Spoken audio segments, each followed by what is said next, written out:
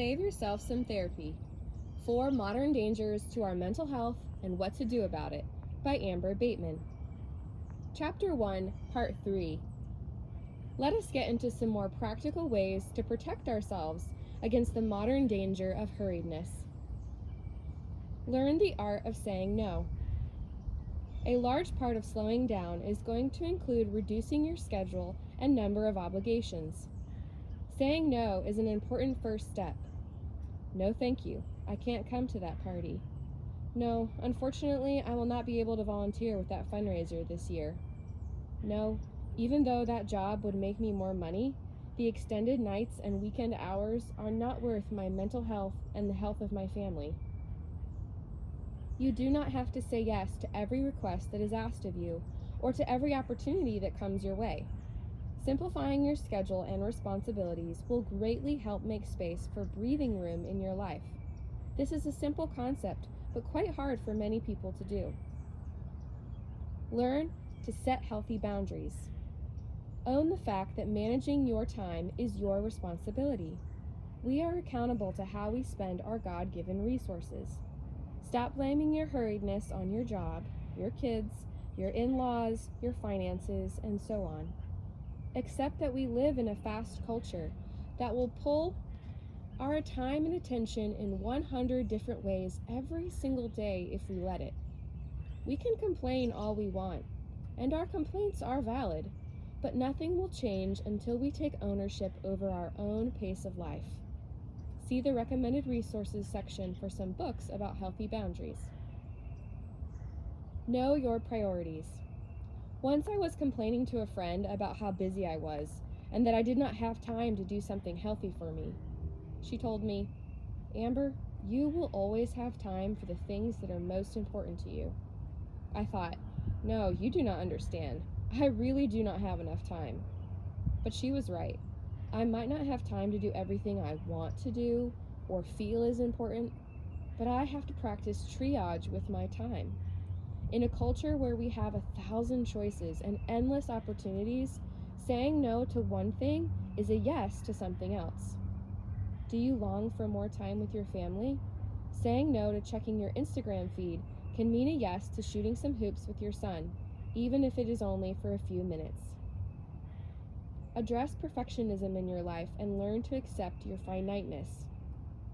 Jesus did not do it all while he was here on earth, and neither can you. Accept the fact that you are not a superhero, and that is okay.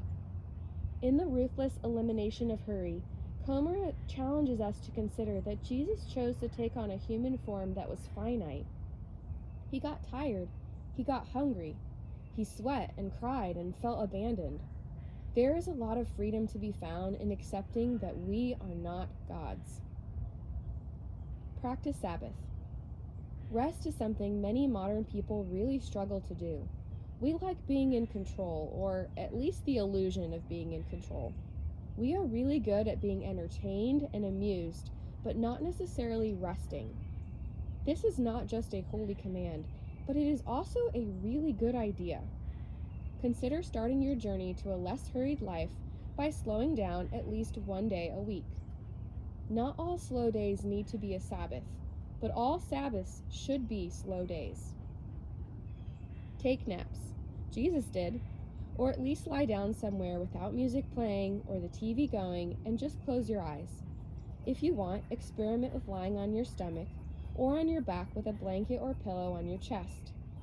Tune into the sounds and sensations you feel right there in that moment. Practice some deep breathing if you feel anxious or restless. Ask God regularly how He wants you to spend your allotted time on earth. There are countless things you could do in any given day. Many of them are very good endeavors. Feed the hungry, shelter the homeless, bring the gospel to an unreached people group, foster and adopt children, or master a craft in music or art. Maybe I am naive as to what kind of superpower you hold, but very likely God is not calling you to do all those things today, or maybe not even in your lifetime. Slow down and become laser focused on what God has for you each day. As Annie Dillard said, for of course, how we spend our days is how we spend our lives. Stop trying to fill every moment with something productive or exciting. Some of you will not struggle with this, but to those who do, stop driving all around town, going from store to store, trying to accomplish too many things in one afternoon. Not long ago, my husband and I were on a date. We picked a restaurant we wanted to go to and looked up when they opened.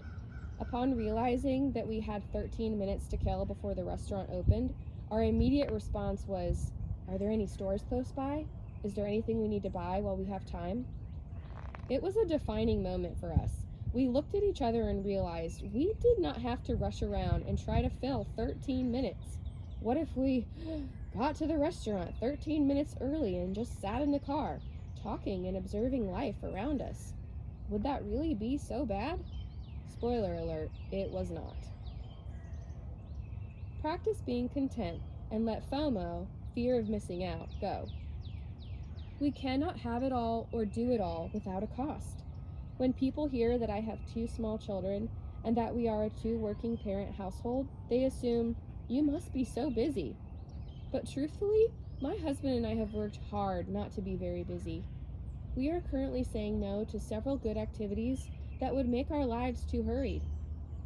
We do not go to the gym. We do not have any pets. We do not watch TV more than a couple times a month. We do not play video games. We do not currently have hobbies outside of things we can do at home while the kids are asleep. We do not play sports or go to sporting events. Of course, I'm not saying there is anything wrong with those things, or that we've never done them. The point is that we've said no to a lot of things right now, so that we can say yes to the things that are most important to us, such as quality time with our kids, and for us as a couple every day.